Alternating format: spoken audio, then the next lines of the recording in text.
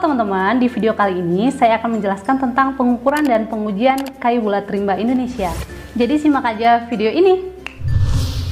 Nah, kalau pengukuran hasil hutan itu adalah kegiatan untuk menetapkan jumlah dan isi atau berat hasil hutan. Tapi kalau pengujian adalah kegiatan untuk menetapkan jumlah, jenis, volume, dan mutu atau kualitas hasil hutan. Nah, pengukuran panjang itu adalah panjang kayu bulat rimba merupakan jarak terpendek antara kedua bontos sejajar dengan sumbu kayu bulat tersebut. Ini adalah kayunya yang bentuknya lurus ya teman-teman. Nah, ini adalah sumbu kayunya. Jadi kalau mengukur panjang itu, kalau kayunya lurus gampang aja. Jadi panjangnya itu diukur dari sini sampai ke sini. Untuk kayu yang lengkung, panjang kayu itu adalah yang ini ya, bukan yang P aksen ini. Kemudian selanjutnya, apabila pusat bontos masih berada di dalam setengah lingkaran bontos, itu artinya dia ini masih di dalam ini ya, setengahnya, kan setengahnya di atas nih. Nah, kalau misalnya titik ini masih di sini, panjangnya itu dihitung dari sini sampai ke sini. Tapi kalau misalnya dia di luar setengah lingkaran bontos, panjangnya itu jangan dihitung dari sini, karena dia udah di luar dari setengah lingkarannya. Jadi panjang yang diukur adalah dari sini sampai ke sini. Apabila bontos tidak siku, misalnya seperti ini ya, jadi panjang yang dihitung dari kayu bulat itu adalah dari ujung sini sampai ke ujung sini, bukan dari sini ya. Kemudian sekarang pengukuran diameter. Nah, sebelumnya diameter itu harus dibulatkan ke bawah ya. Jadi kalau misalnya ada 93,2 berarti diameternya 93. Kalau diameternya adalah 97,6 berarti dibulatkan ke bawah menjadi 97. Nah, misalnya kayunya seperti ini. Di sini panjangnya udah jelas karena kayunya bentuknya lurus. Kemudian untuk diameternya, D1 itu adalah diameter terpendek, D2 itu adalah diameter terpanjang. Jadi untuk menghitung diameter ujung di sini ya, D1 ditambah D2 dibagi 2 itu rata-ratanya. Nah, kalau di sini dinamakan dengan diameter pangkal. D3 itu adalah diameter yang terpendek, D4 adalah diameter terpanjang. Jadi ngukurnya itu harus melewati titik bontos ini ya. Kemudian hasil dari rata-rata yang pangkal dengan yang ujung itu dibagi 2 lagi. Nah, dapatlah diameter. Jadi diameter dan panjangnya sudah dapat, kemudian dimasukkan ke rumus volume. Jadi rumus volume yang dipakai adalah menurut Brereton metrik.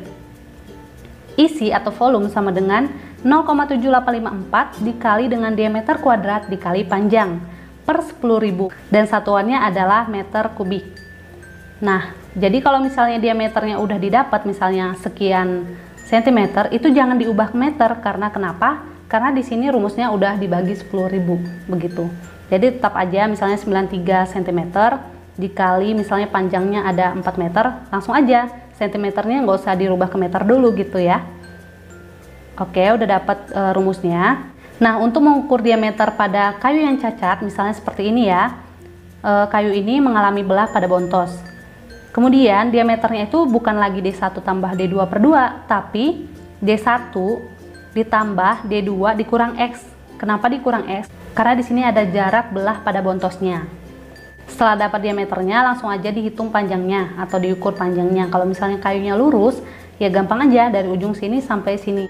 Kalau misalnya melengkung sama seperti yang saya jelaskan tadi ya, kemudian langsung aja dimasukkan lagi ke volumenya, ke rumus. Jadi segitu aja teman-teman, mudah kan cara menghitungnya? Untuk lebih jelasnya, teman-teman bisa buka Keputusan Direktur Jenderal Bina Produksi Kehutanan nomor P14 tahun 2009 tentang metode pengukuran dan tabel isi kayu bulat rimba Indonesia.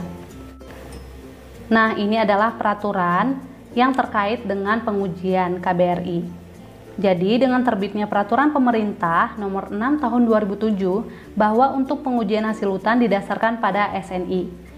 Beberapa standar nasional Indonesia tentang kayu bundar yang telah ada yaitu ada 5 ya di sini. Jadi yang pertama adalah SNI 7533 tahun 2010 tentang istilah dan definisi. Yang kedua adalah SNI 7534 1 tahun 2010 tentang kayu bundar daun lebar, klasifikasi persyaratan dan penandaan. Yang ketiga adalah SNI 7534 2 2020 tentang kayu bundar daun lebar cara uji. Yang keempat adalah SNI 7536 1 tahun 2010 tentang kayu bundar daun jarum, klasifikasi persyaratan dan penandaannya. Yang kelima adalah SNI 7536 2 tahun 2020 tentang kayu bundar daun jarum cara uji. Nah, ini adalah teknik pengujian KBRI. Ada 4 hal yang perlu diperhatikan dalam pengujian KBRI ini. Yang pertama adalah peralatan, yang kedua adalah persiapan pengujian, yang ketiga adalah pelaksanaan pengujian, dan yang keempat adalah pelaporan. Segitu aja penjelasan tentang pengukuran dan pengujian kayu bulat rimba Indonesia. Semoga bermanfaat ya teman-teman.